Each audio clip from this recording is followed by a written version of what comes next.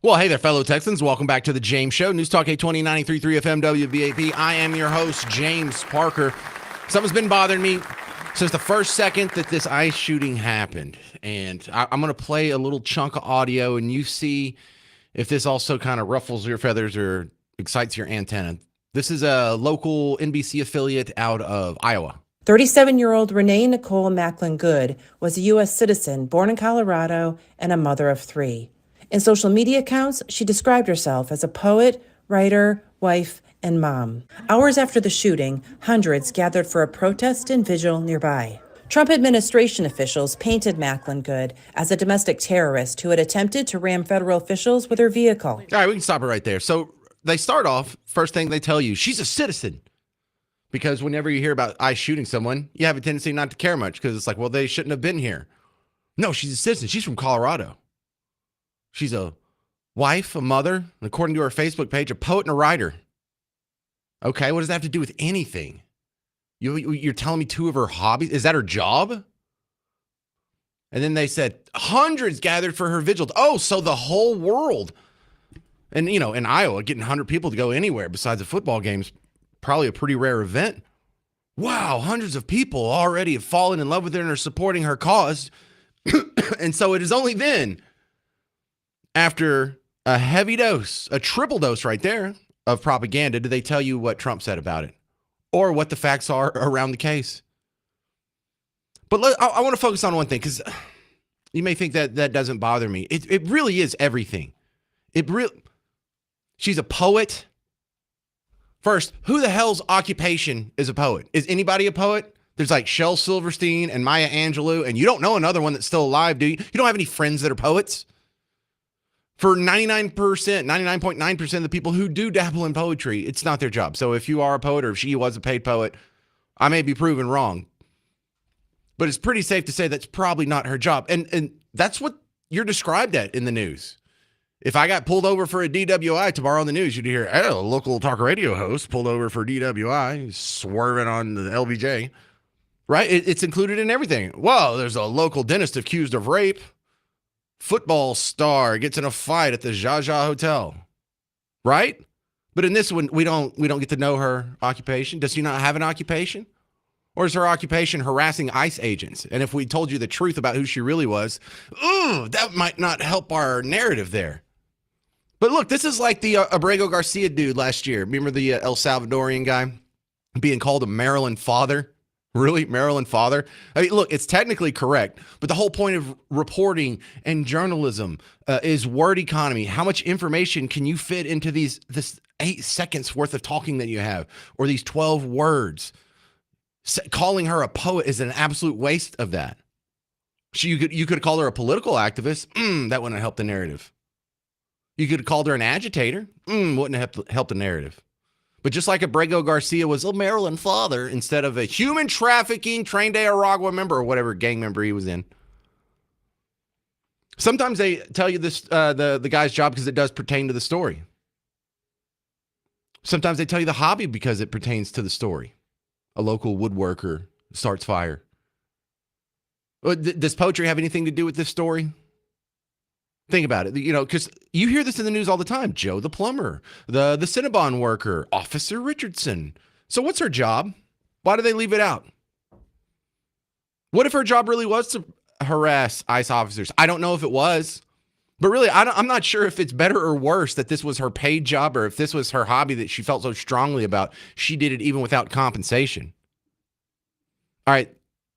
I think I can explain why this is a big deal to everyone who's a parent, at least. If you're a lady, put on your mom hat. If you're a dude, put on your dad hat. Put yourself in her situation. You have a 6-year-old whose dad dies. You're the only thing she has left in the world. She is depending solely on you. This is what you do with your life?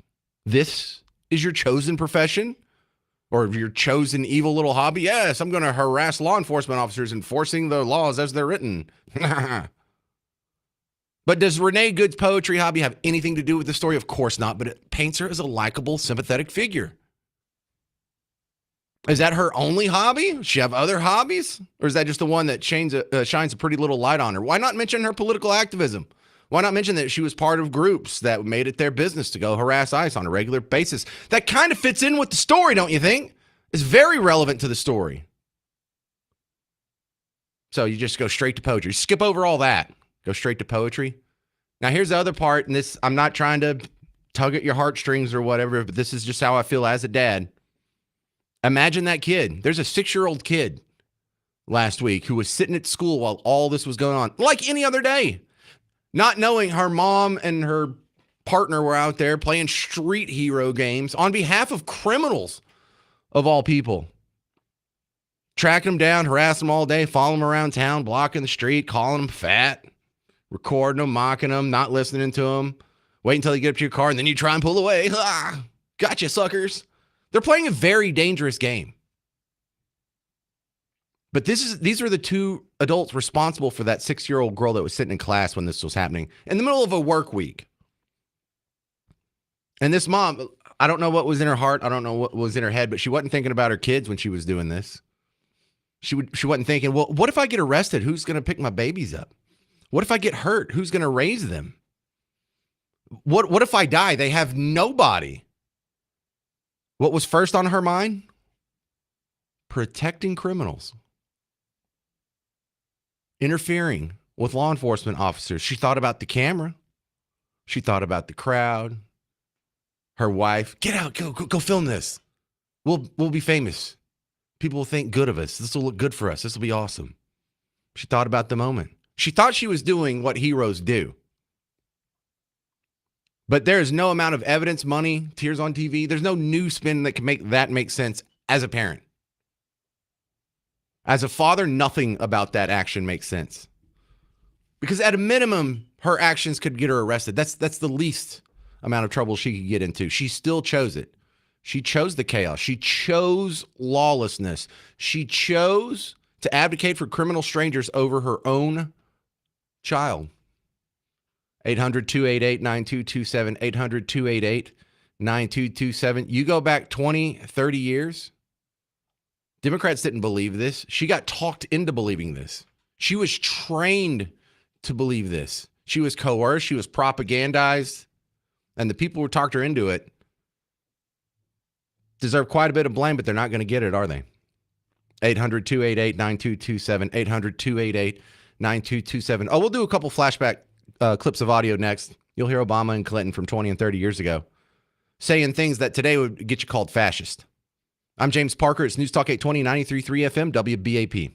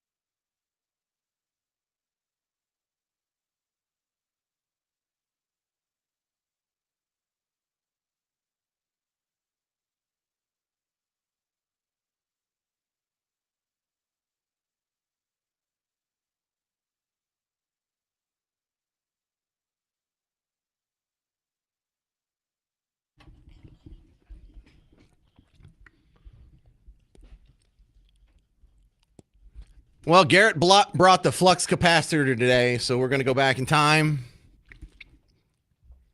Kimberly's driving the DeLorean. We go back to the Obama administration. And this is solely to put a bunch of things in context that I'm going to play after this for about the next hour here, but I've got to get this out of the way now. Barack Obama was down with deportations. And when he did it, he said, yeah, everyone agrees on deportations, right? This is from when he was president. Just, God, how long ago is that now? 10 years ago? 15 years ago? This cuts from 14 years ago. Or, I'm sorry, 16 years ago. If you're a criminal, you'll be deported. If you plan to enter the U.S. illegally, your chances of getting caught and sent back just went up. The actions I'm taking are not only lawful, they're the kinds of actions taken by every single Republican president and every single Democratic president for the past half century. Now, remember, he was deporting 5 million people in the middle of this. Over 1,000 a day was his pace. Renee Good block any ICE vehicles then? Any protests? Did Jake Tapper or anybody else say this is what the Gestapo is, Nazis? Or did they all agree with him that this is the most normal thing in the world? That the very important part of that is not only that he's doing it, deportations, ramping them up, separating families. He even said it's the most normal. So everyone's agreed on this for the last 50 years. Well, here we are like 16 years later. So last 66, I don't know, maybe 67 years. I did the thing. Look. No, it's the most normal thing in the world. Now it's Gestapo. Now I don't even know what country I'm living in. I'll play Mark Ruffalo in a bit for that one. But again, this was Obama. He did an interview with Telemundo. Now, he doesn't speak Spanish, so the whole thing's in English. But this is where he specifically talked about splitting up families. Last time we spoke, you said that you weren't king, you were president. There were only certain things you could do unilaterally. As time goes on, 1,000 deportations on average a day. People are wondering, and our Twitter feeds and Facebook feeds, that's the question everybody asks. Won't you at least consider unilaterally freezing deportations for the parents of deferred action kids? Yeah. Here's the problem that I have. By the way, they say deferred action kids. The average age of a DACA recipient was about 29 or 30, somewhere in that neighborhood, depending on the year. So when we're talking about the parents of DACA recipients, we're talking about people in their 50s, 60s. Jose, and I've said this consistently. My job in the executive branch is supposed to be to carry out the laws that are passed. Congress has said, here's the law when it comes to those who are undocumented, and they allocate a whole bunch of money for enforcement. And what I have been able to do is to make a legal argument that I think is absolutely right, which is that given the resources we have, we can't do everything that Congress has asked us to do. What we can do is then carve out the DREAM Act folks, saying young people who have basically grown up here are Americans that we should welcome. We're not going to have them operate under a cloud, under a shadow. But if we start broadening that, then essentially I would be ignoring the law in a way that I think would be very difficult to defend legally. So that's not an option.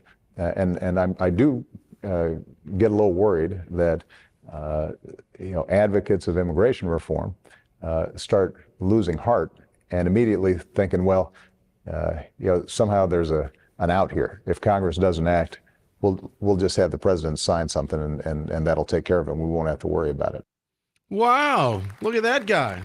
Yes, you call it separating families. I call it enforcing the law as it's written. Don't make me the bad guy. But here's the real kicker. Bill Clinton, all the way back in the 90s, he was a deporter in chief too. In fact, he started a new deportation program that doubled the amount of deportations the previous Republican president was doing.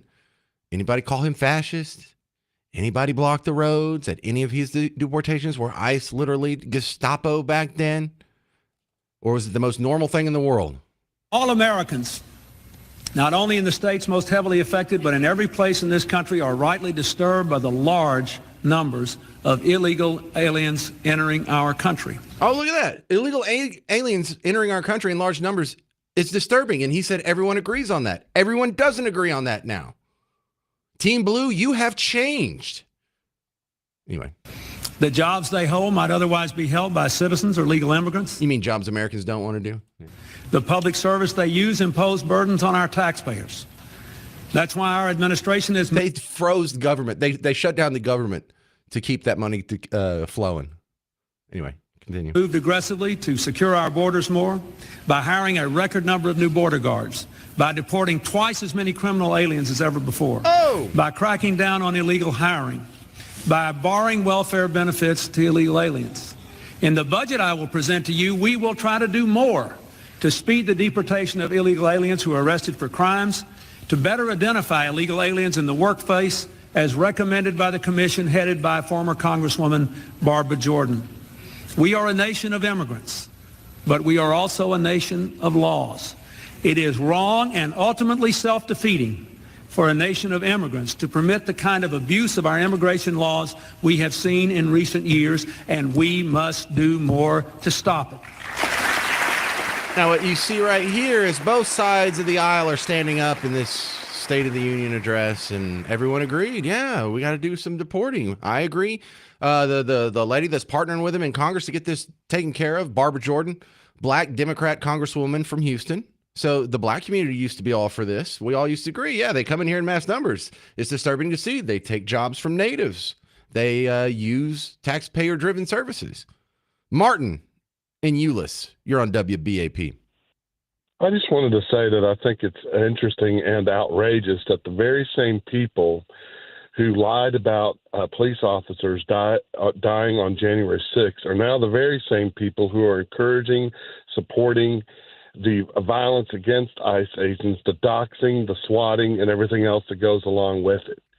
It is unbelievable what these people are doing. And the reason why people are getting hurt, as you said, is because they've been indoctrinated. They've been getting talked into doing these things. This woman did not follow the law. If you've watched the videos, she was commanded to get out of the car, and she attempted to run over this police officer. Now, all of a sudden, when we have it on videotape, when we can actually see it, and when there's actually truth behind it that a police officer got hurt, now all of a sudden it's the ICE agents who are Nazis and everything else goes along with it. It is outrageous, and if the Democrat Party had the ability to be ashamed of themselves, they ought to be. Well, they almost gave themselves whiplash because January 6th, the Team Blue narrative, front to back, coast to coast, for the whole 24 hours of the day, was respecting police officers is paramount. Injuring police officers and not listening to their lawful commands and breaking the law is the worst thing you could possibly do. And then the next day, the Minneapolis shooting happened. And all of a sudden, ICE officers are evil again. The police officers fighting law enforcement is not only okay, they're defending the woman fighting law enforcement. It's literally their job, and now they're protesting in favor of.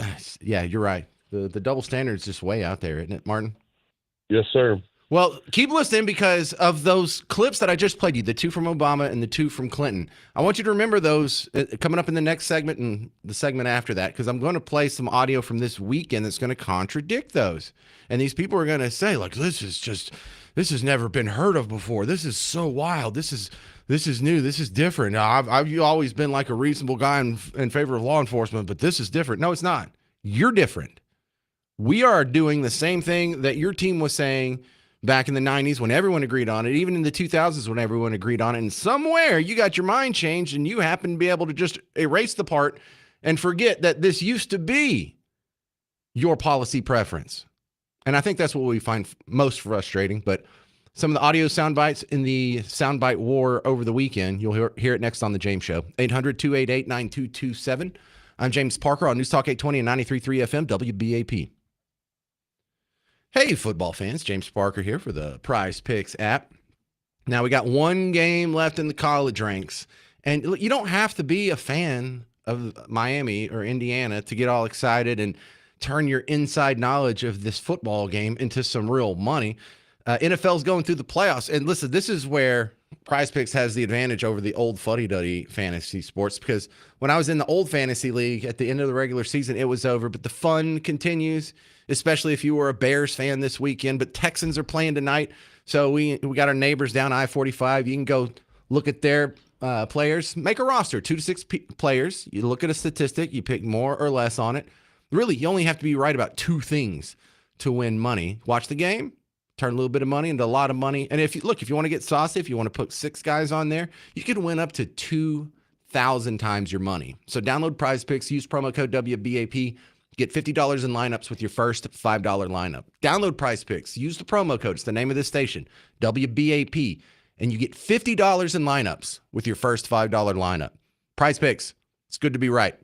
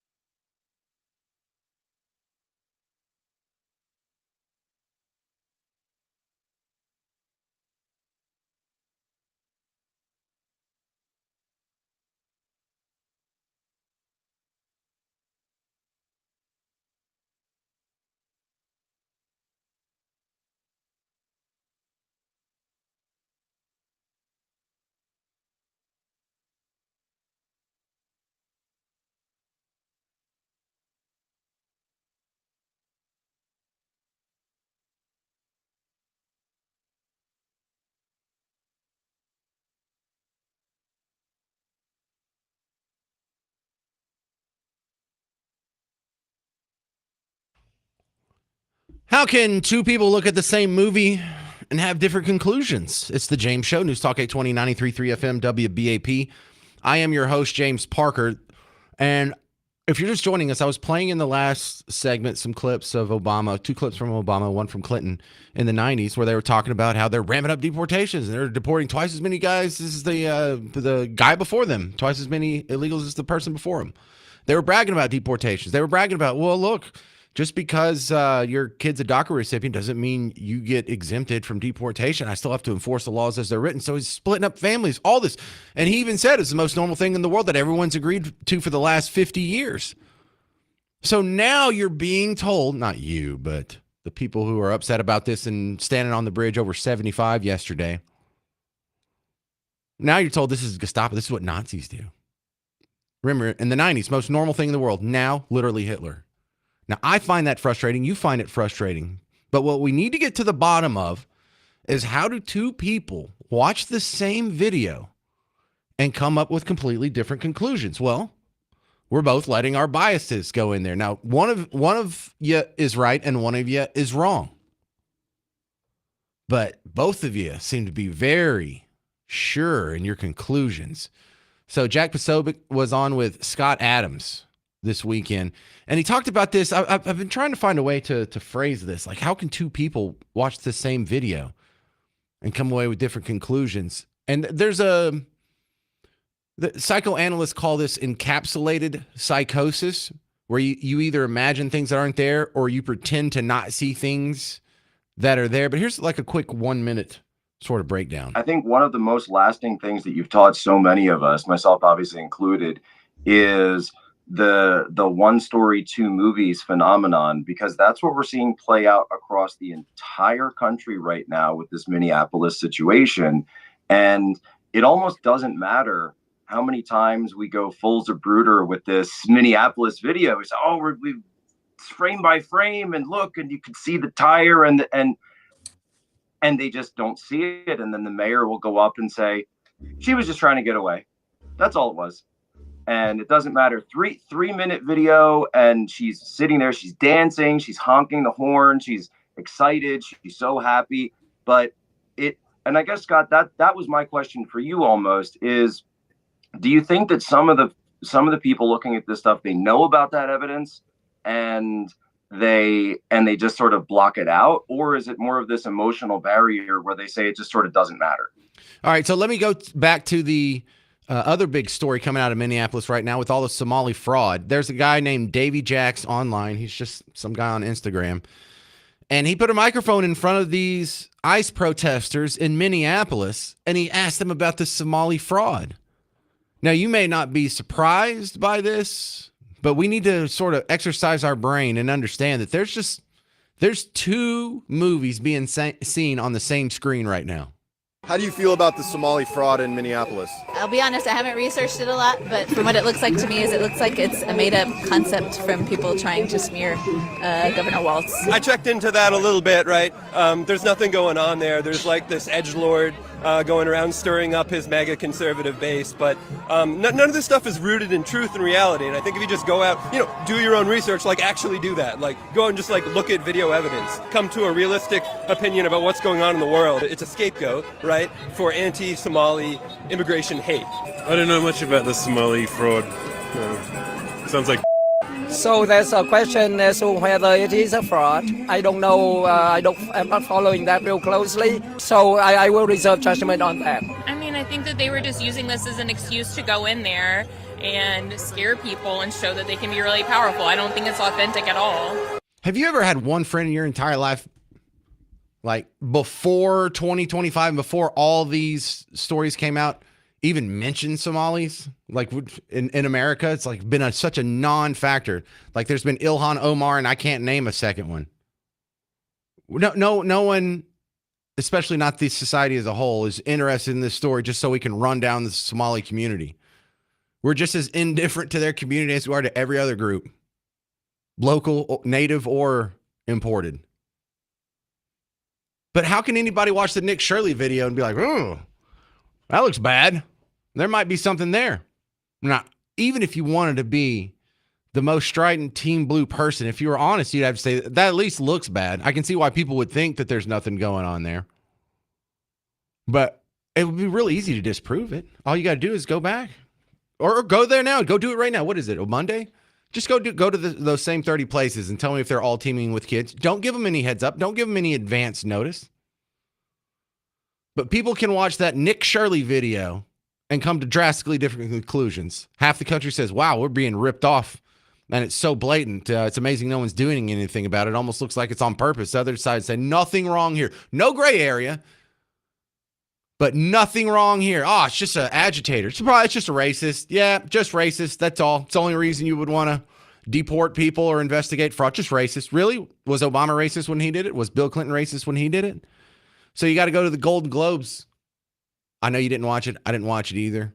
But you hear Mark Ruffalo. This went viral. It's only about a minute or so. But the problem is for all the people who don't keep up with the news, for all the people who, and you got to admit, less than 5% of the country has actually sat down and watched all 42 minutes of the Nick Shirley video. Most people hadn't watched all 3 minutes of the Renee Good video either. So most people out there are low information voters who don't do nearly as much research as you do. And I know that because you're listening to talk radio on a Monday afternoon.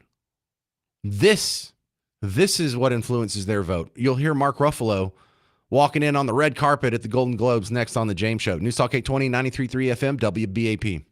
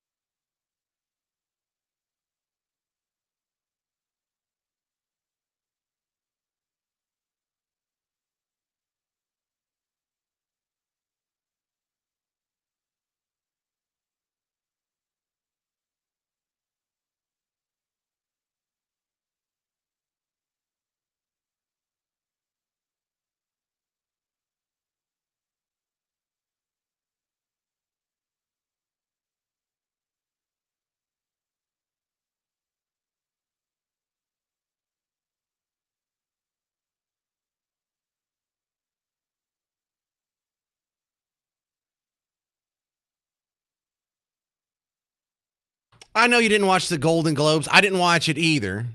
It's the James Show, News Talk 820, 93.3 FM, WBAP. Your home for Mark Lee Van Camp and Robbins. But Mark Ruffalo said something walking in on the red carpet that went viral. And this is important to talk about because you're informed, I'm informed, everybody in the room's informed. But a big chunk of the voters out there, a big chunk of the people that were holding signs over 75 on that bridge over 75 protesting ICE in Dallas yesterday, they're not as informed as you. They have very little clue what's going on, and they are influenced by people like Mark Ruffalo. This is the only news that they get. Now, let me go ahead and say I'm a fan of Mark Ruffalo and his work. His politics are terrible, but he's a great actor. I've enjoyed a lot of his stuff. But here he is. It's just about a minute. Mark, what's the pin? It's for Renee Nicole Good, who was murdered. We have a vice president who's lying about what's happening. We have we're in the middle of a war with Venezuela that we illegally invaded. He's telling the world that international law doesn't matter to him. The only thing that matters to him is his own morality.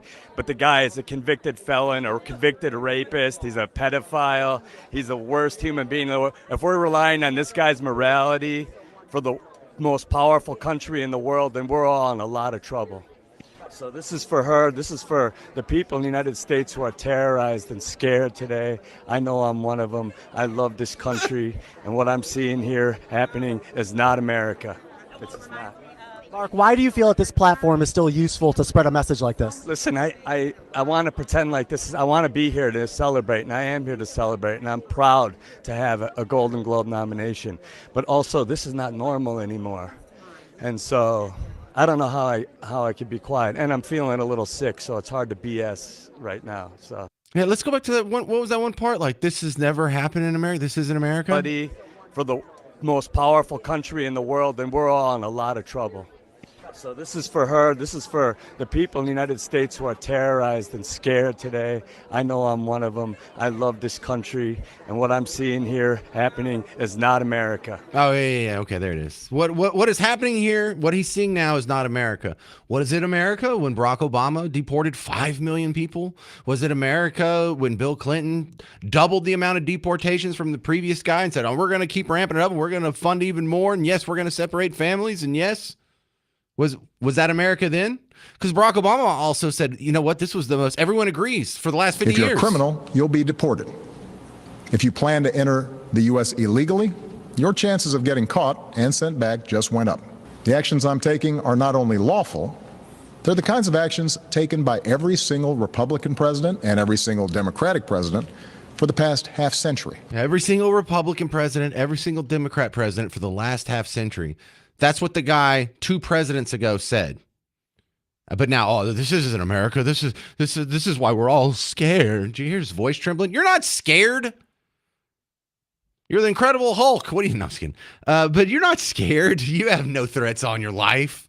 You live a life of comfort and ease and safety that was unimaginable to kings up until 100 years ago. You're not scared. There's no roving bands of people in MAGA hats committing crimes. There's no roving bands of Trump supporters that are blocking highways as we speak. They don't set things on fire. They don't loot buildings. They don't firebomb Tesla dealerships. No, you're in the safe crowd because we're the civilized group. You have nothing to be scared of. Unless you're actively going to where law enforcement officers are trying to enforce the law in an active raid, maybe then you should be a little concerned for your safety. But that is, I don't know. I mean, it's kind of par for the course. We kind of expect it, but it's still kind of shocking to hear. Because now the takeaway is always, yeah, ooh, Team Red, that's so evil.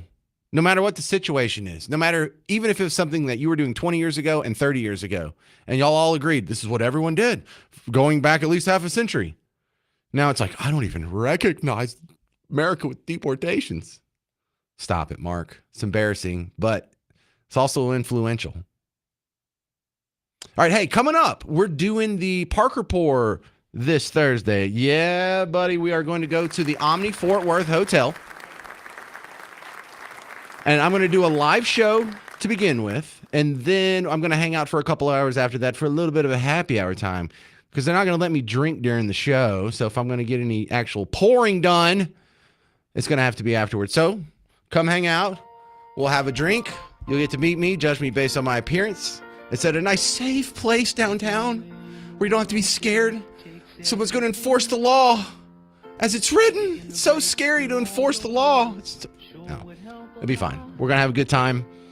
And the place is called Whiskey and Rye. That's the bar downstairs from the Omni Fort Worth Hotel.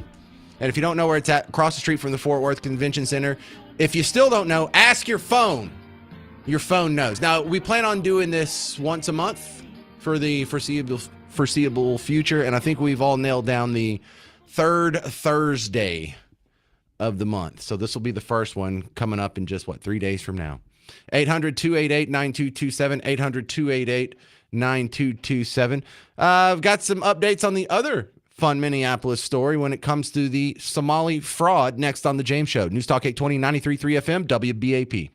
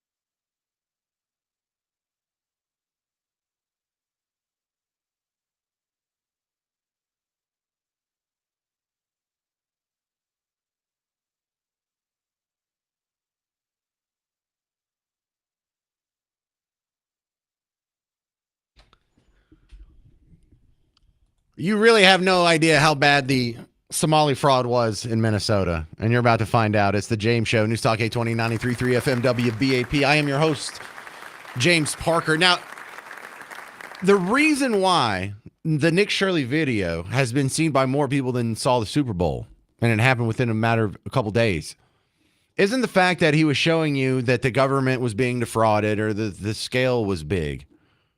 We're used to that. We know hundreds of billions of dollars probably every year gets defrauded out of the government. That's the price you pay if you're going to have social programs. Even and I don't like social programs, but even for the most of the country that does, you understand that no program is going to be perfect, and just because there's going to be a few little criminal masterminds that can figure out how to sneak away a few dollars under the noses of the government watchdogs doesn't mean we should take that away from everybody else.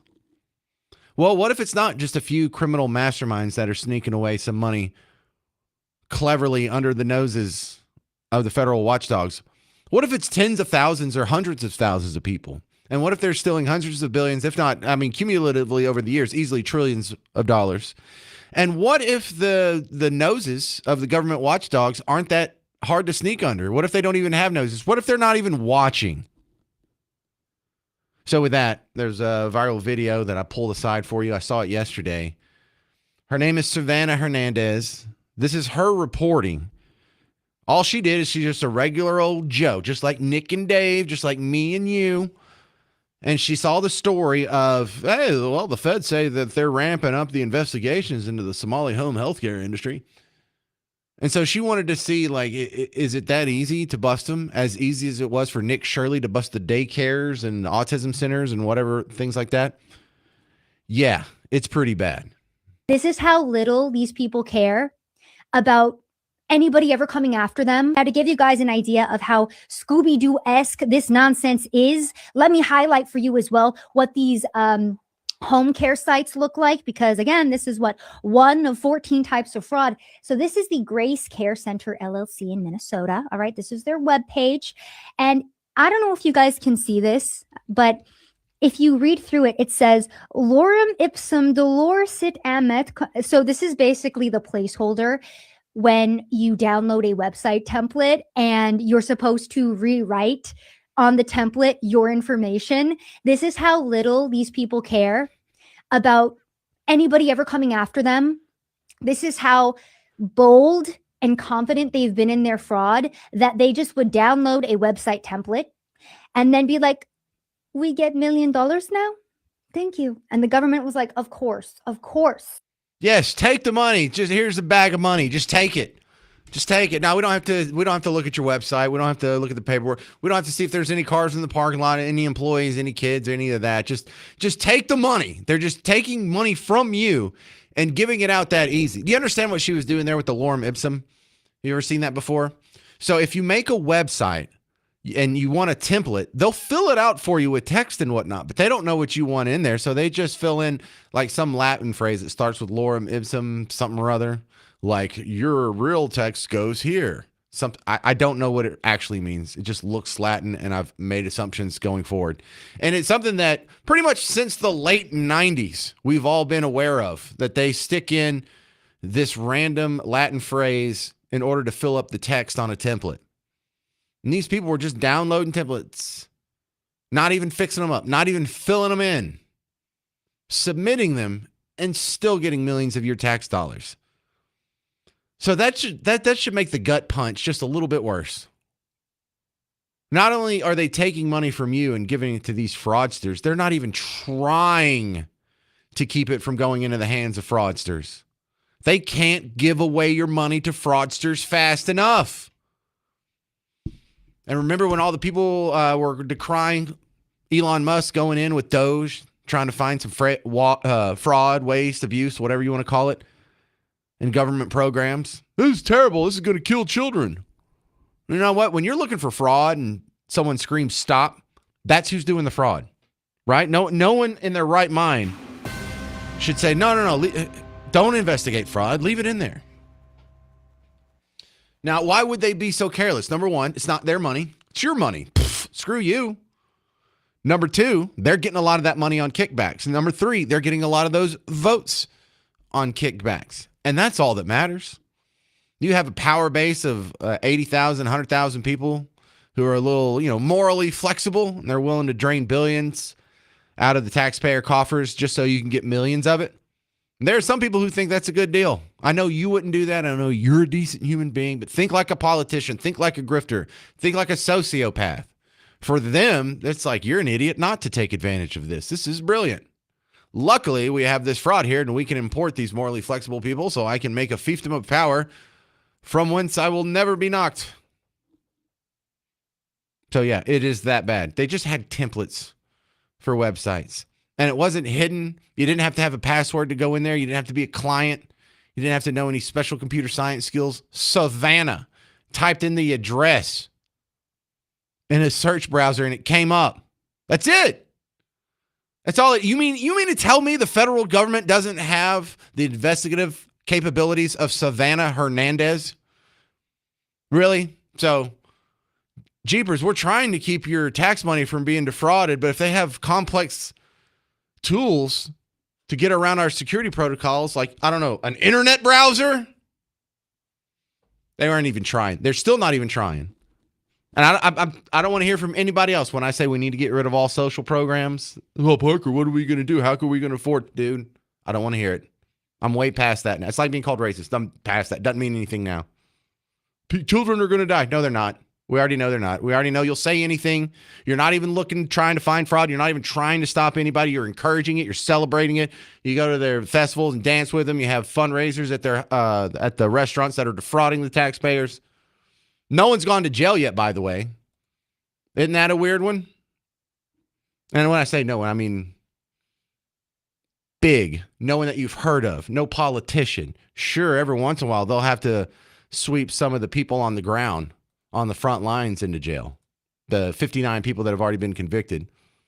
But Jacob Fry, you mean to tell me that he's that bad at oversight of taxpayer dollars, Tim Walz? Anybody in D.C. would be nice. No, the powers that be, they need to start going to jail. 800-288-9227, 800-288-9227. Coming up next, we're going to talk to a lady from the Heritage Foundation about what's going on with the economy, because it seems to be going pretty good. I'm James Parker. It's News Talk 820, 93.3 FM, WBAP.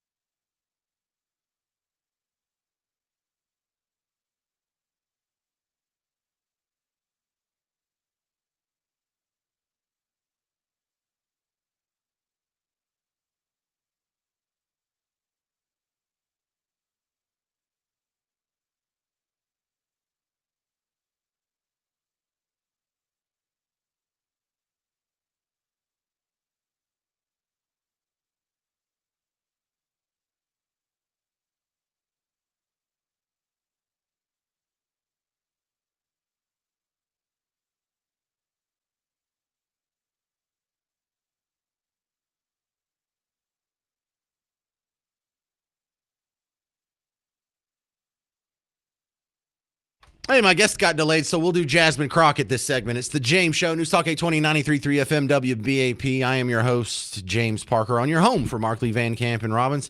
And I don't think they had this today because this is more of a Texas setup right here, because Jasmine Crockett is running for right now the primary to be your Democrat candidate for Senate in the state of Texas. And voting is just, 6 weeks away? It's not that long away, but March 6th. I don't know. I should know this. I'll know it when it gets closer, but it's like the first week of March. So she's hitting the campaign trail, and she hits San Antonio this weekend and then put up this video herself. So this isn't something I selectively edited to make her look bad. This is what she put up. Jasmine Crockett, queen of the liberal tea. Bleach blonde, bad built butch body. Governor Hot Wheels. And he is a hot ass mess, honey. Queen of the liberal tea. Today's episode is brought to you by the Parker Pour at the Omni Fort Worth Hotel, coming up this Thursday. Live broadcast 2 to 5, happy hour 5 to 7. Come on out and have a good time. Jasmine Crockett in San Antonio. Sorry about the bad audio. It's her microphone too. I am not sleeping because this is life or death. Stop. We have people that are... She's talking about the ICE thing. This is life or death. It's not life or... Stop gassing these people up. They keep shooting at our ICE agents or blocking their cars or shooting them in Dallas or shooting them in Alvarado or shooting them in McAllen. They shot Charlie Kirk. They shot Donald Trump. Stop with the life or death stuff. Anyway, it really, I try and be fun and lighthearted, but that bears repeating, seeing as how the attacks keep coming. I am not sleeping because this is life or death. We have people that are dying in this country, and it is a direct result of this administration and those that are standing by idly watching. How many times has someone asked you, how is it that he can do this? Can he do this? How many times have you heard it? Y'all ain't heard it? Oh, okay. It's because people are cowards. It's because they forgot that they swore an oath to the Constitution and not to an individual. Man, where were all these constitutionalists during COVID?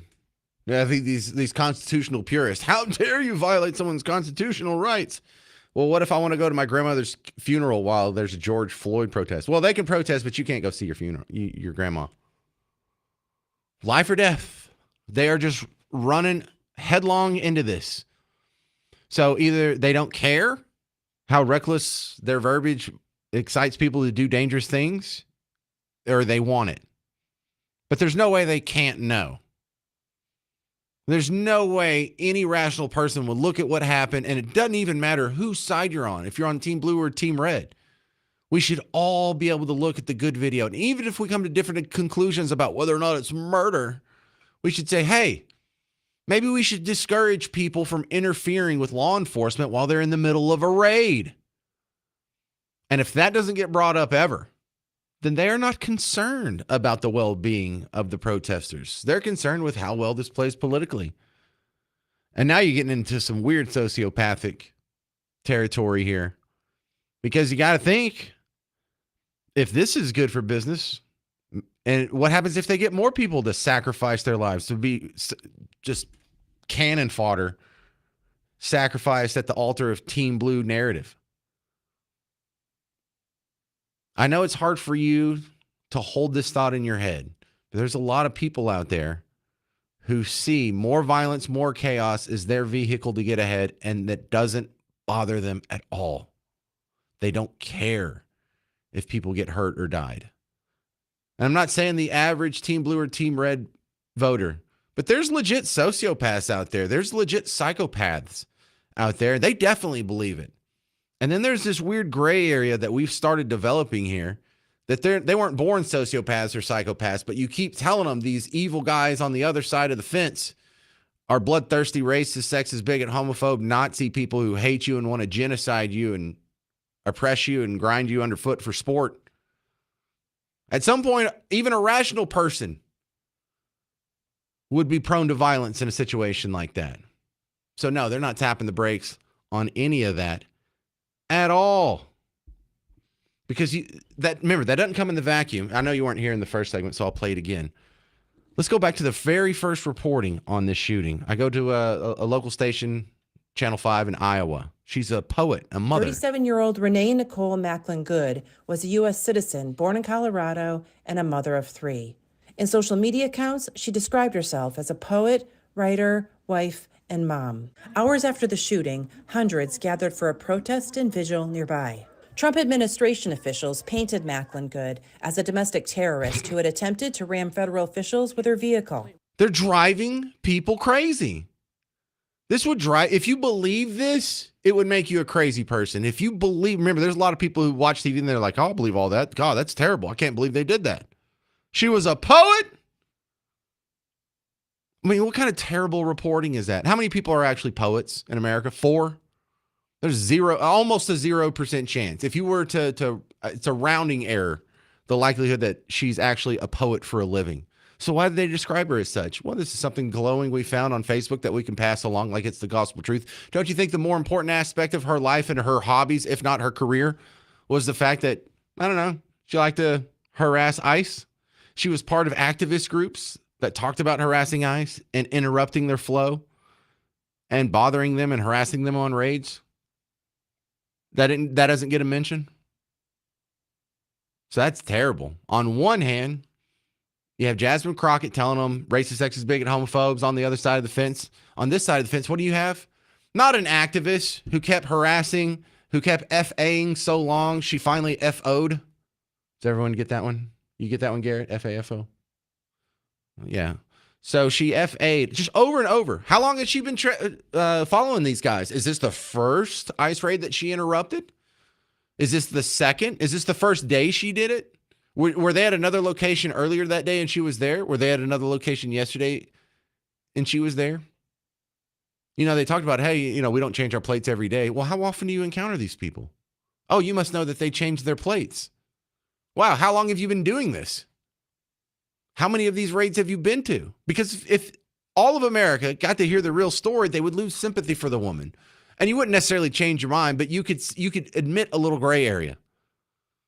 But when you start stacking it up, she's an activist, has been following these guys around. What if she'd been following them around for months? And so what does she do? She keeps getting a little bit braver and braver every time, because the last time she pulled up and blocked the road and they came to her, when they pulled on the handle, she drove off and got away scot-free. I got to break the law and get away with it. I'll see you guys tomorrow. So did she just do this over and over and over and over until it wound up bad for her? We need to know this. But only if you want to prevent future incidents from happening. If you want more violence and tragedies like this, because her death still is a tragedy. Just because you feel less sympathetic for it. Yeah, she's a mom. There's 3 kids that lost their mother. That's terrible. This shouldn't have happened. She shouldn't have been encouraged to do this. They shouldn't have been telling her that this has never happened before. This just isn't our country, Mark Ruffalo. This is in our country. But Barack Obama was doing it at a faster clip, saying this is what everyone's agreed on for the last half century. Was everybody here for that soundbite, or do I need to play it again? Here, I'll play it again real quick. Just the second half of this. Only lawful. They're the kinds of actions taken by every single Republican president and every single Democratic president for the past half century. So she hadn't been doing this her whole life. She wasn't blocking ICE when they were doing their job against Obama, deporting 5 million people. She was trained. She was brainwashed. She was propagandized into thinking that this is the right thing to do. This is heroic to fight Nazis. And it cost her life. 800-288-9227. 800-288-9227. Coming up next, well, what is going on with classes being canceled in North Texas from bomb threats? I'm James Parker. It's News Talk 820, 93.3 FM, WBAP.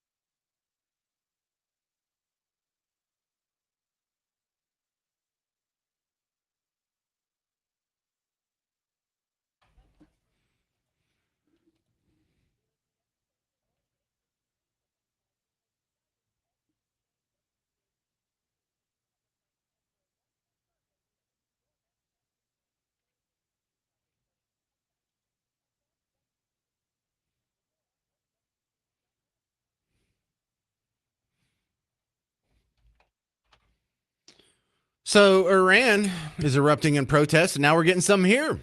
It's the James Show, News Talk 820, 93.3 FM, WBAP. I am your host, James Parker, here in America. How can you be silent?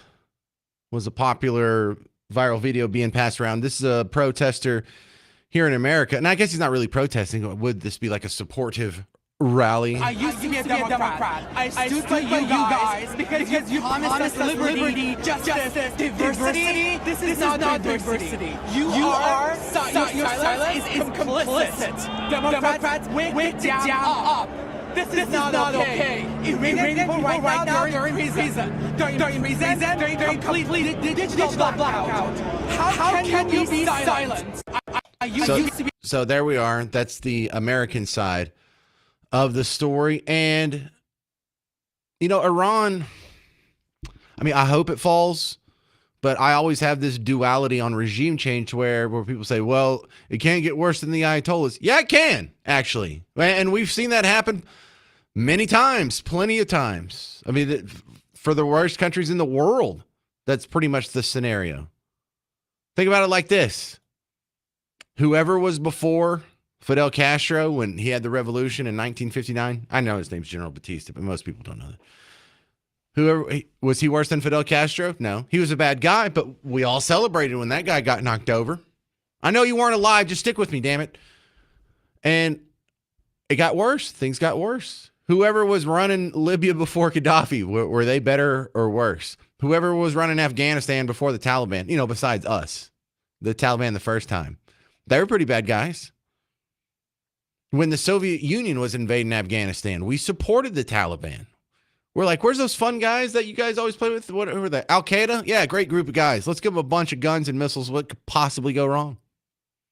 So we've come to regret many of our overseas excursions. Not all of them. Iraq seemed to turn out better. South Korea is definitely better than if we hadn't intervened. Panama, that seemed to turn out okay. So it's kind of a hit or miss thing. So I'm cautiously optimistic, but it really is hard to imagine anyone worse than the Ayatollahs being in charge in Iran.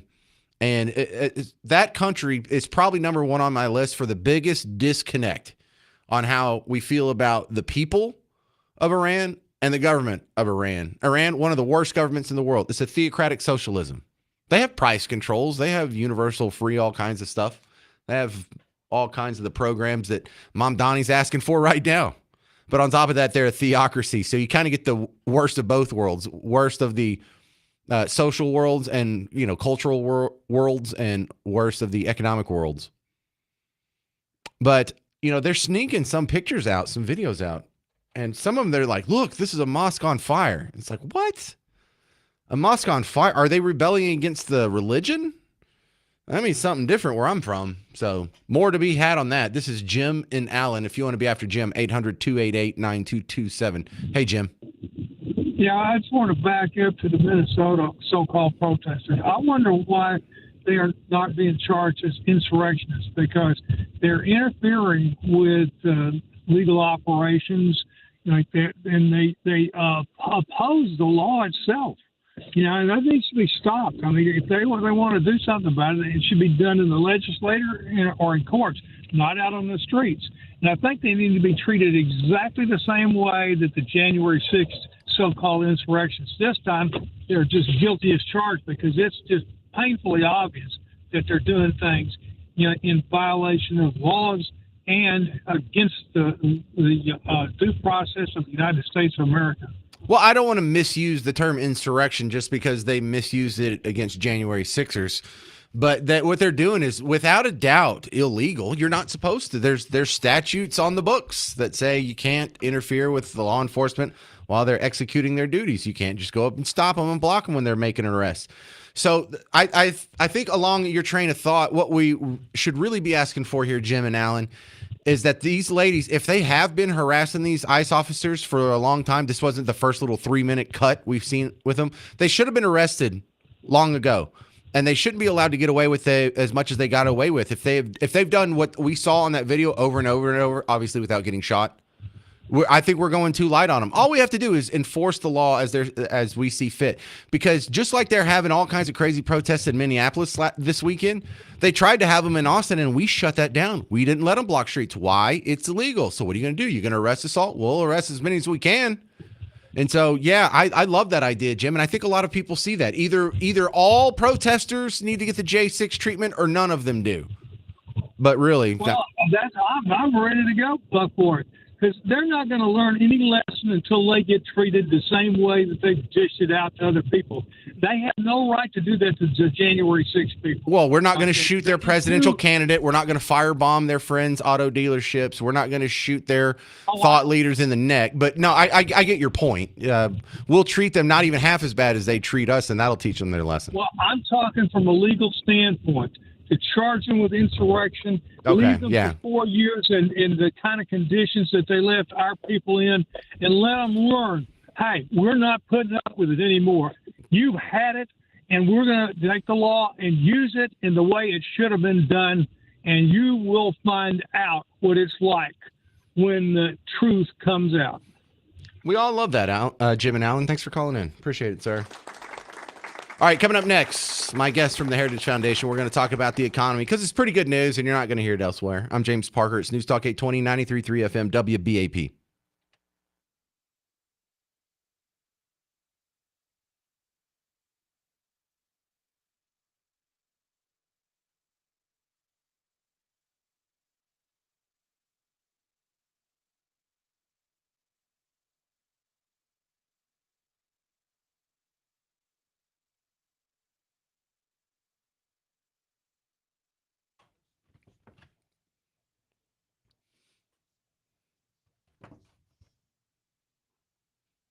Sometimes you just need a change. James Parker here for RhinoShieldDFW.com. I think you notice that if you have a house, when you buy it and you love it, it can be the exact same house.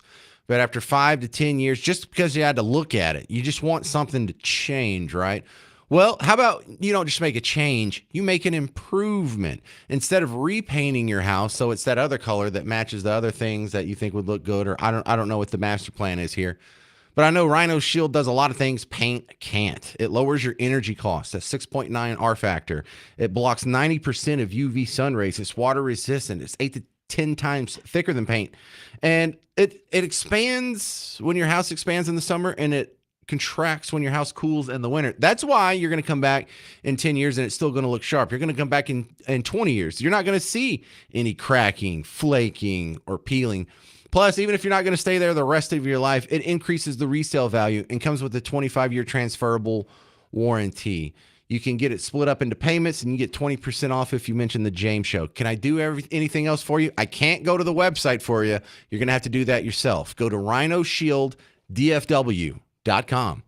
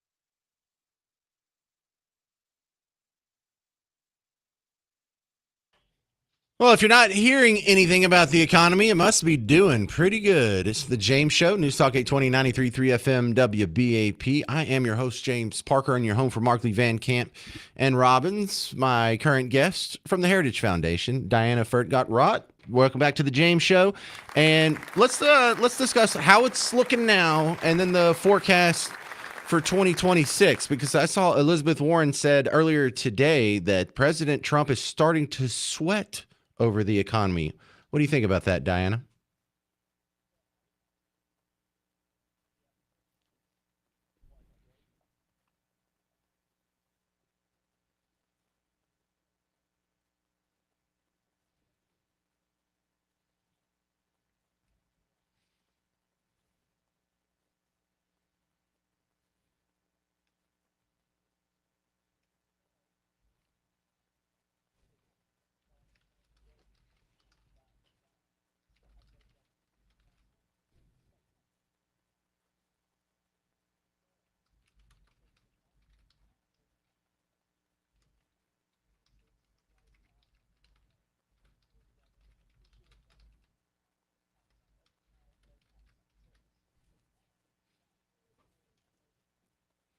So if I want to try and look at headwinds in the economy, number one, tariffs, but I guess that could get sorted out any day now with a couple of deals being signed. The other one is inflation, and then thus the underlying concern I have is from the deficit, the annual deficit, which neither party seems to be very serious about, which I imagine inflation is going to continue to burn. You know, what is that, 2.7 now? I mean, that's hotter than I want. It's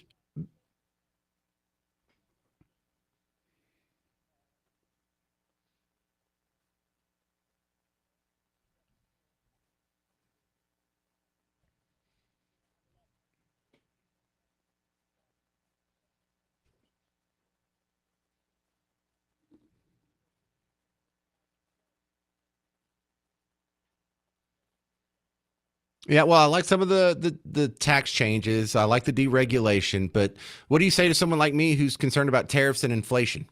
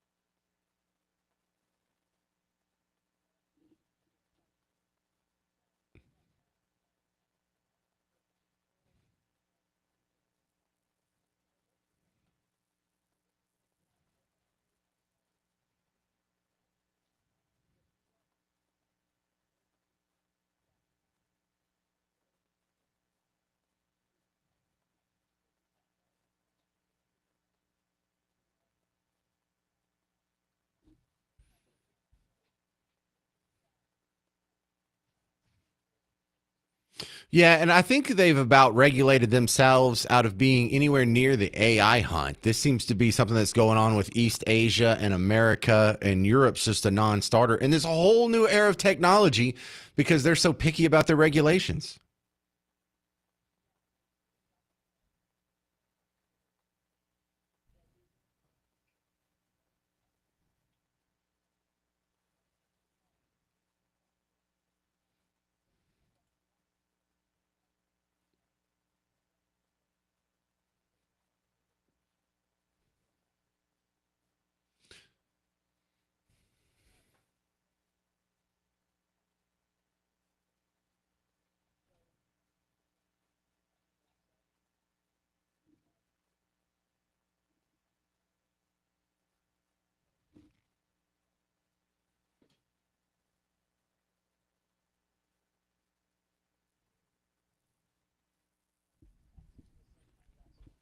Yeah, I remember that. All right. Well, good stuff from the Heritage Foundation. Diana Fertgott-Roth, thank you very much for being on the James Show, talking a little economy with us.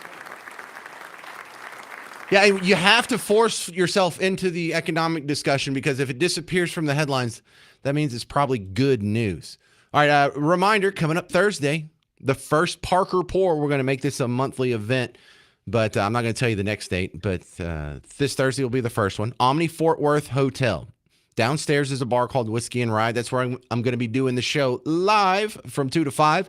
And then me and you can hang out from 5 to 7 and have a little happy hour action there. Come out, say hi, meet me, get a selfie. More importantly, meet other WBAP listeners like yourself. You know, it's nice to find like-minded friends and people in your peer group, and being social has gotten so awkward now that everyone's trying to hook up with apps and whatnot. But I don't know, maybe we can make a love connection. Who was that when we were playing the game on Friday? There was a couple people we were trying to get to hook up at the Parker Report. It's not a meat market, but I wouldn't be upset if it became one. So come on out. I'll be there from 2 to 7 total. I'll probably be there a little bit past 7, but come on out, say hi. I'd love to meet you. Come see the show live. There's not a whole lot of jazz. I'm not going to be wearing like a sequins leotard or anything. It's just going to be me and some guy named Garrett. All right, coming up on the James Show, Frisco had their classes canceled today. We had 14 schools cancel classes last week. We had another school with the bomb threat. All this seems to be related. Who's behind it? I'll let you know what Dallas Express thinks coming up. I'm James Parker on News Talk 820, 93.3 FM, WBAP.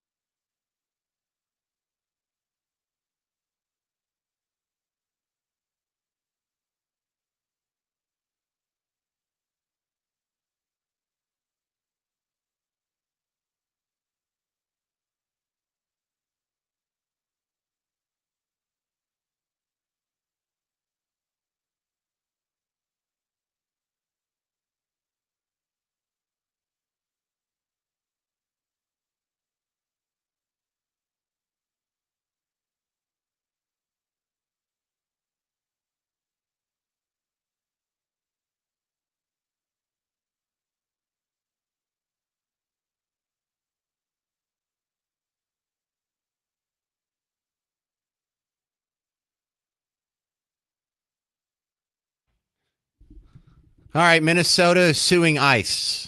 It's the James Show, News Talk 820, 93.3 FM, WBAP. I'm your host, James Parker. I saw the caption when I was doing the last segment. Keith Ellison goes up behind some podium, and they're in Minnesota. And the caption says, now, Minnesota leaders announce DHS lawsuit. So I listened to it on the break. You've got to hear this.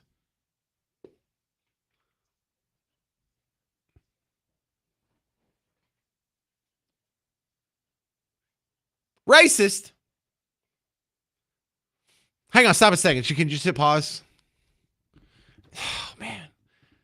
It's really bold. Like, I'm impressed that he's trying to shoehorn race into the story about a white chick being shot by a white dude. That's impressive. Anyway, continue. Thank you.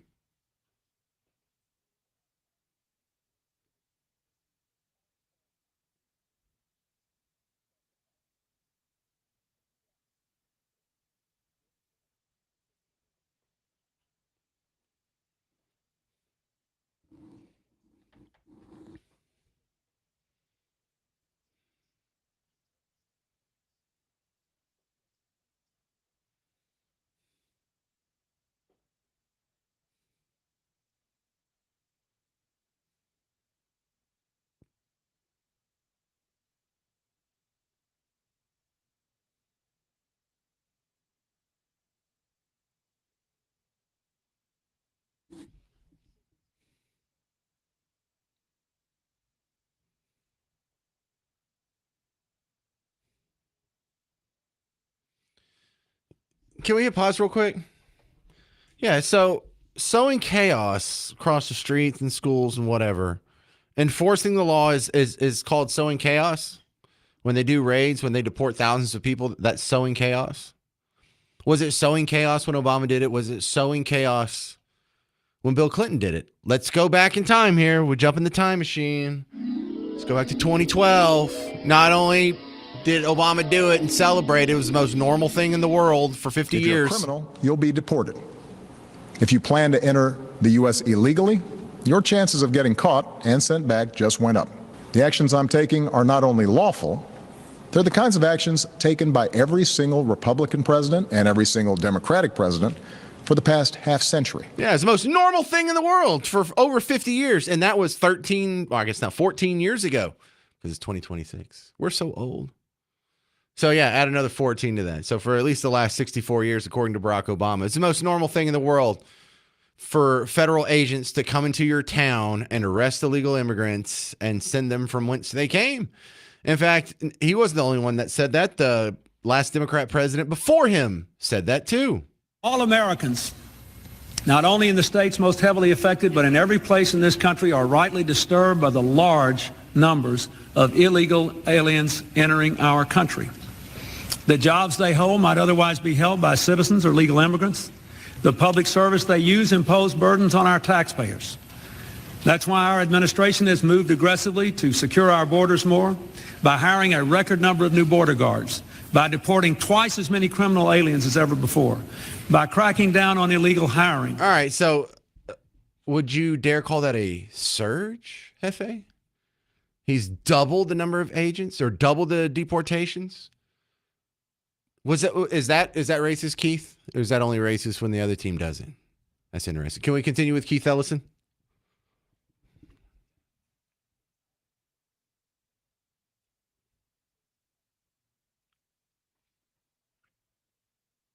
They didn't have to.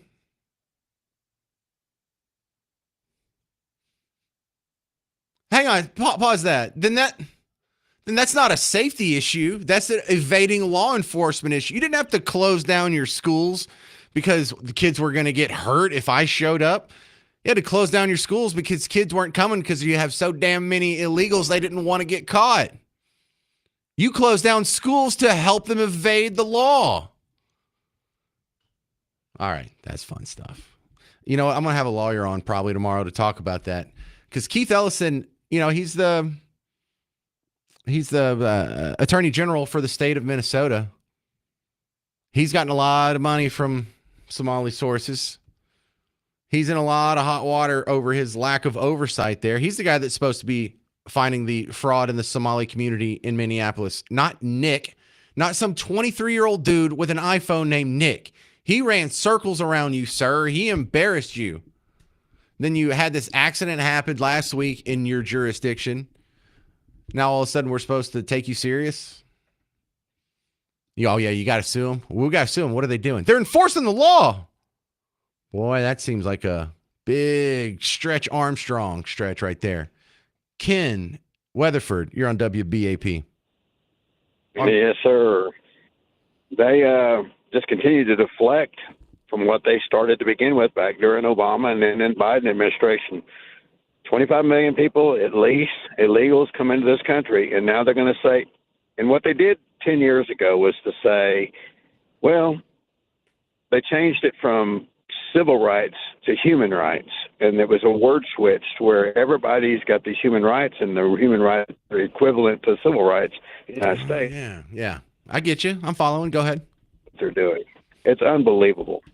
No, I feel you on that. And you know what? There was another word switch that I was thinking about talking about today. Kind of cool you brought it up.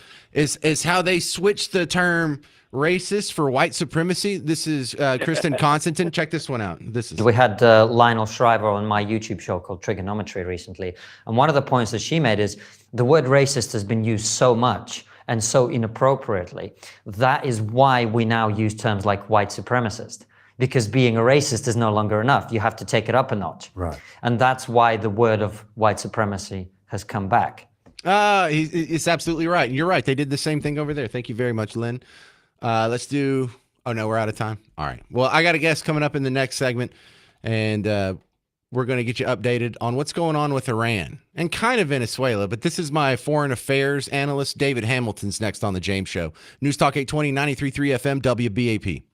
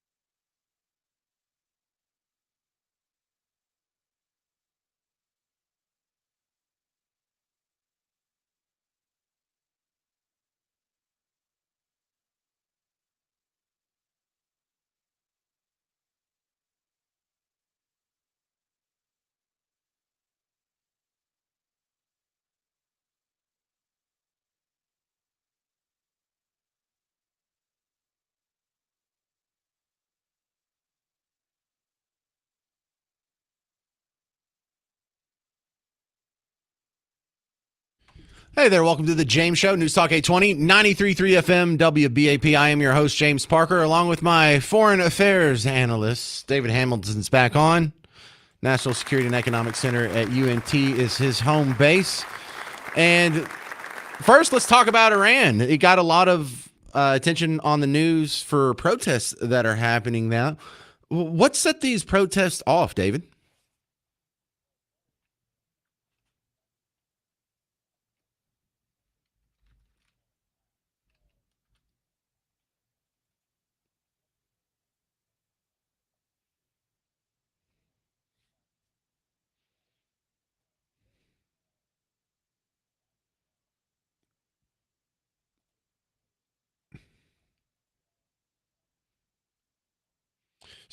So that's the end of their economy right there. Inflation killed them.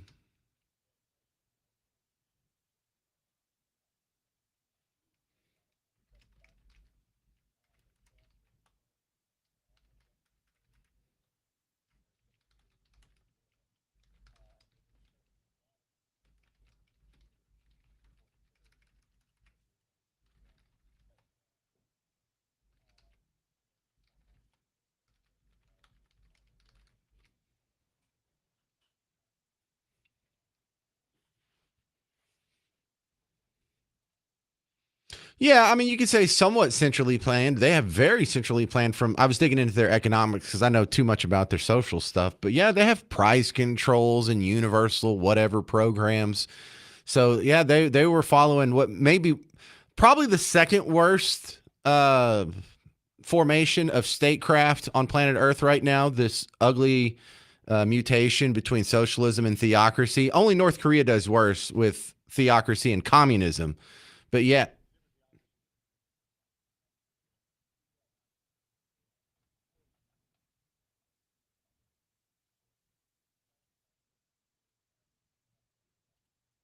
Yeah, give them that. So what we've seen Iran erupt in protests before. Nothing really came up of it. Is something different this time that gives you more optimism?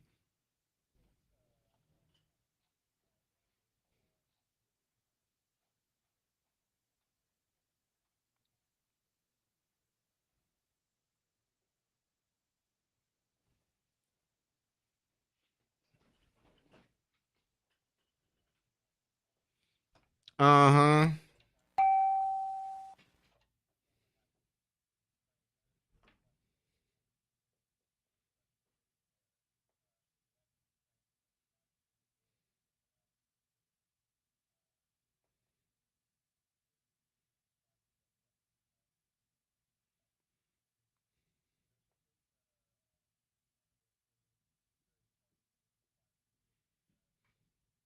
That's a lot.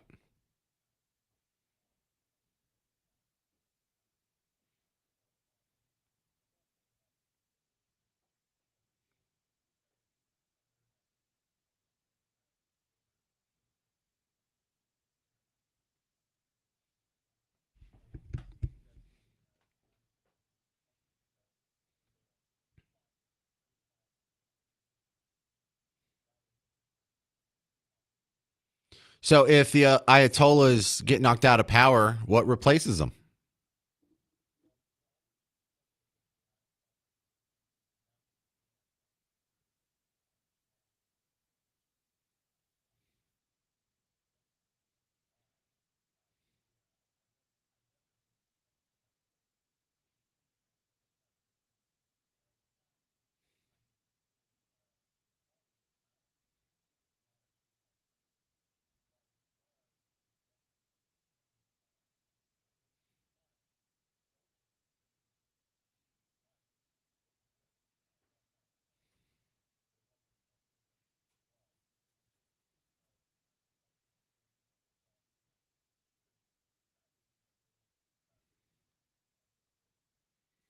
All right, David Hamilton.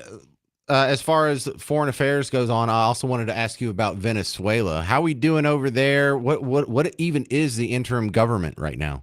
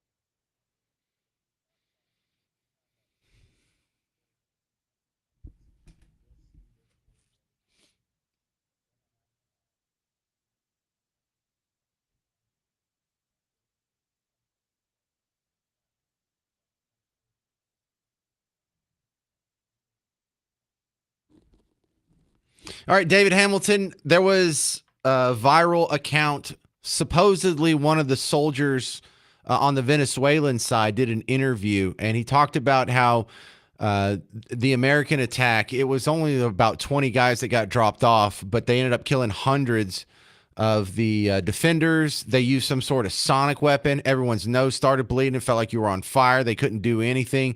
And they was like, we've never seen anything like this. They just came in. It was 20 of them. They whipped the snot out of us and left. And tell me more about that. Is that a legit? Did you see that interview, and is it legit?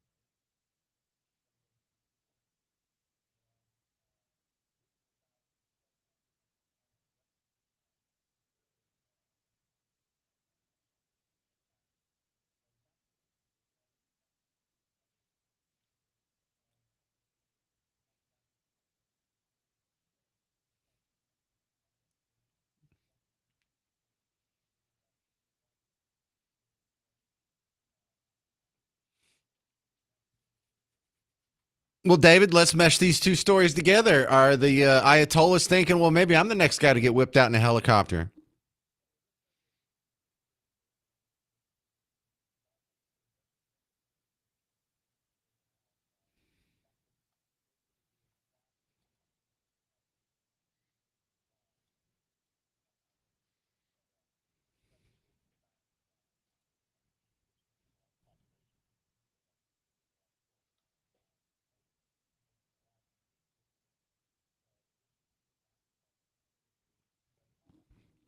The border being the coast?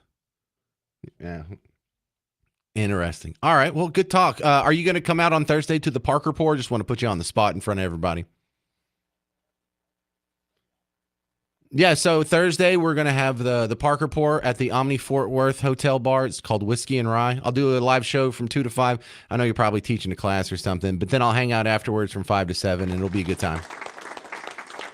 Oh, fantastic! All right, that's David Hamilton, National Security and Economic Center at UNT, and our foreign affairs guru on the James Show. Coming up next, dead or alive, but I have to give away tickets to see Train. So if you like Train.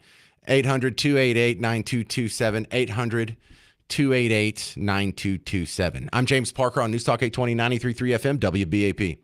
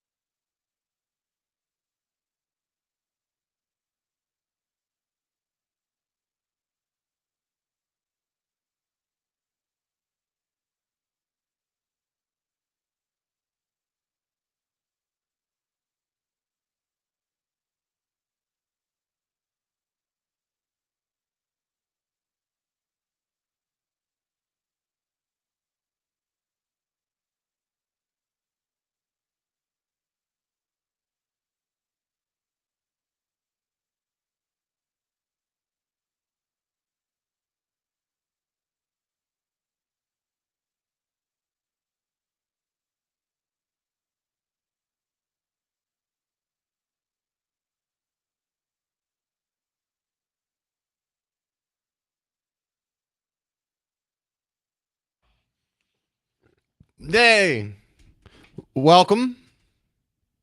You're just in time for Dead or Alive. It's the James Show, News Talk 820, 93.3 FM, WBAP. I'm your host, James Parker. Now, Dead or Alive is the game show you're about to hear right now. It's the easier of the game shows on the James Show. I'm going to give you a list of 10 celebrities. You have to tell me if they're dead or alive. It's that easy. And we're playing for a pair of tickets. And really, I don't want to give these tickets away. You're fine if you like Train. People are allowed to like bands I don't like. But you would have to pay me a lot of money to go to this show. And after all the complaints, and it's not that Train's a bad band. They actually make okay music. It's just you don't have like a nano milliliter of estrogen anywhere. I mean, of testosterone anywhere in their songs. And it just gets played way too much. Why are they in movies? Why are they in commercials? They're not that good. And then it was a big beating. I had to go to like some festival with Miss Parker back in the day, and it was like a Mardi Gras thing, and the headliner was Train. Hi, Miss Parker. So if you've ever gone to a Train concert against your will, you would give me a little bit of grace here. But now, enough of the setup. Let's play Dead or Alive.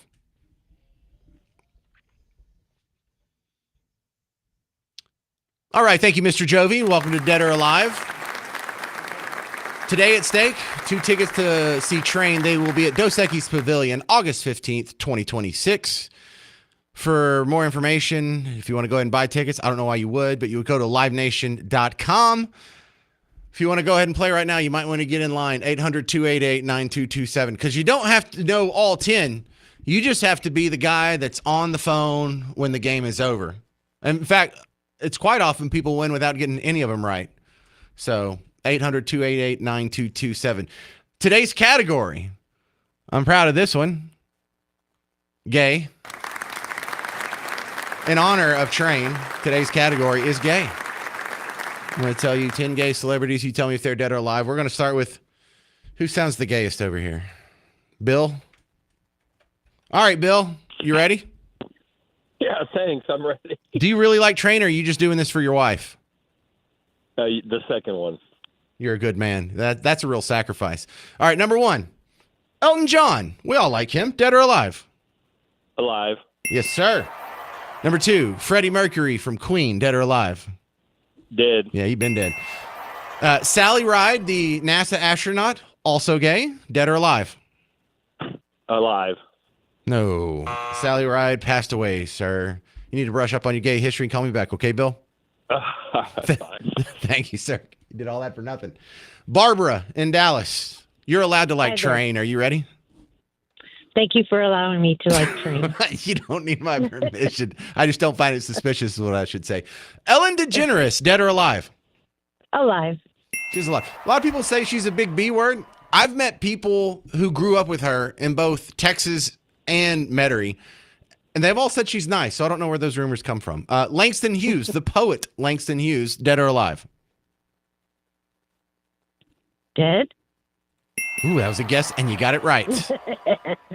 All right, Barbara in Dallas. Sir Ian McKellen. He was Merlin in all those Lord of the Ring movies and probably other stuff. Dead or alive? Alive. 86 years old. That was a tough one. Most people know him as Sheldon.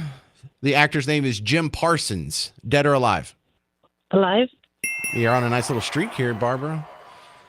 George Michael from the funnily named, now that we know, Wham. Is he dead or alive? Very sadly dead. I know, he was great, wasn't he? Yeah. Boy George, believe it or not, he's also gay. Is he dead or alive? Alive. And finally, Little Richard, who hilariously sang Tutti Frutti while he was still in the closet. Dead or alive?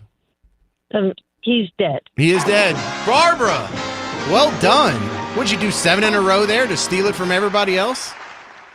Oh my gosh. Well done. So I got some train tickets coming for you. All you got to do is I'm going to put you on hold. You got to talk to one of the Garretts in there, and then we email you the tickets these days. And so go on, you got some tickets. August 15th, 2026. Thank you for playing, Barbara. You did great. She goes on hold. And for the rest of you, you got to go to livenation.com if you want to get those tickets. Yeah, and like I was telling Dave Hamilton in the last segment, if he's still listening, the Parker Pour is coming up on Thursday. I'm doing a live broadcast from the bar that's at the bottom of the Omni Fort Worth Hotel. It's called Whiskey and Rye. I haven't been there yet, but Richard sent me some pictures. It looks like a great little setup. So I'll do a live show. You can come out and see it. Judge me based on my appearance. Come out, have a drink with me. Hey, maybe we'll just be banging some shots of Goldschlager. Things might get nuts. So come on out and be a good time. I would love to finally meet you. All right, coming up next, I have some fun audio from The James Show on News Talk 820, 93.3 FM, WBAP.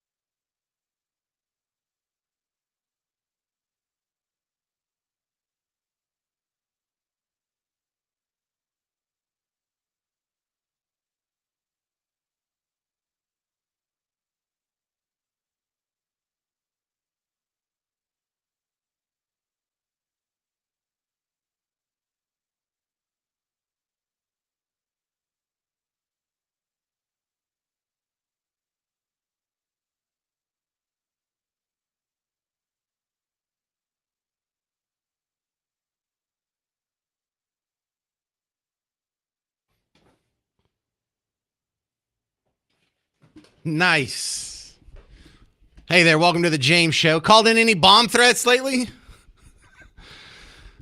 I'm your host, James Parker, News Talk 820 93.3 FM WBAP, your home for Markley, Van Camp, and Robbins. They haven't called in any bomb threats today either. But bomb threats, whenever I see the stories about what happened last week, and it continued again until this week about the bomb threats, I just roll my eyes so hard. And there's people out there, I think we all have this problem living in first world America, that we don't have enough problems. And the human condition is built to take on problems. It's built to absorb stress. It's built to fight. It's built to fight off predators and animals and the neighboring tribe and some other guy who wants to get a hold of Miss Parker. And, you know, we went through this for 200,000 years of actually having to fight things. And now that we don't really have anything to fight, we really invent something. We invent stuff to worry about. And that's what bomb threats are. In my experience, I realize a lot of you people think I'm immature and I don't take the world serious enough. I used to take the world serious, and it proved me wrong. When I was a kid, growing up in Bug Tussle, there were a couple of years there where we had a bomb threat. It seemed once a week in school. And it was terrible when it was hot, when it was terrible weather, because we could all go out and we could all try and stand under a couple of big old oak trees next to the parking lot, but we couldn't all fit. And so you would just be out there in like direct sunlight and it's 101 degrees. And of course there's not a bomb. Even in the era of terrorism, you remember the first World Trade Center bombing was like 93 and people were hypersensitive about it. And we used to all look at each other. We knew who we were. We know where we were. We were in the middle of nowhere. We weren't even at the fifth biggest school in Bug Tussle. You think there's anyone in a cave in Afghanistan saying, you know what we need to do to take down the great Satan? Get rid of them damn bulldogs. That's what we need to do. Yeah, you know what? They made it to the playoffs 3 years in a row. They're getting out of hand. Never happened. So I think that's a little bit of what happened here. Now, Dallas Express put a little bit more fun on it because they did some digging, and the hoax is pretty stupid. It's pretty damn bad. So I tried to follow the links to actually see the video myself, but they've been taken down. Logan Washburn from Dallas Express and a friend of the show took a screenshot of it and put it on his write-up here, DallasExpress.com, and it looks so bad. There's no way anybody can take this serious. Here's what I'm looking at right now. In fact, maybe I'll just share this out for the people that are watching the video version. You got a fella here in a Jason hockey mask. Not even like the new hockey mask like Ottinger's wearing, but like the old one, like Jason, except it's like a urine color yellow. It has written in red on it, "Please stop me." There's a smiley face. Just the mouth is drawn under the eye hole, so it kind of completes the "have a nice day" look. And then he's wearing a black jacket with, I don't know, like a windbreaker of some sort. He has long, shaggy blonde hair, just like half the boys in this world who are 18 or 17. And then he's standing in front of a Nazi flag. There's a big old dumb swastika behind him. You know, the black swastika and the white circle, red flag. Like, it's so over the top. Let me see. Please stop me. He's got the Jason mask. He's got the swastika. And so they've been posting messages on Telegram since January 6th, and officials finally saw it last week. And the first time they saw it, they thought it was just aimed at one school, and so they canceled one school, was the Oak Cliff Academy last week. And then the next day, more videos were being sent out in the meantime. They closed 14 schools at one point last week. And it turns out all clear. Over the weekend, I got this story. Actually, on Friday, I got this story from our friends at the Dallas Express saying, yeah, this was all a hoax. This is pretty transparent hoax, pretty over the top. So did everyone calm down and realize that they were getting just a little bit too hype? Or, no, we had to close Frisco schools today. WFAA has the report. Welcome to Midday this Monday. I'm Chris Sadeghi. We want to start with some breaking news. All Frisco ISD campuses are in secure status today after the district tells us multiple schools received threatening emails. A district spokesperson tells WFAA that Frisco police reviewed those emails and believe the threats are not credible, but in an abundance of caution, security is increased on all campuses with school resource officers and police conducting perimeter checks and staying on campus. Perimeter checks? What do you think? Like some militia is going to come over the hills? The dude's wearing a hockey mask. He's standing in front of a flag. He looks like he's 17 years old. He doesn't even look like an adult. Long, shaggy hair. Yeah, if the militia that is standing athwart us in the next civil war has long, shaggy hair and a bunch of 17-year-olds in hockey masks, we're going to be okay. We can go ahead and start popping the champagne bottles now. The next revolution is looking pretty good already. All right. With something fun. This guy's name is Jamie Lissow.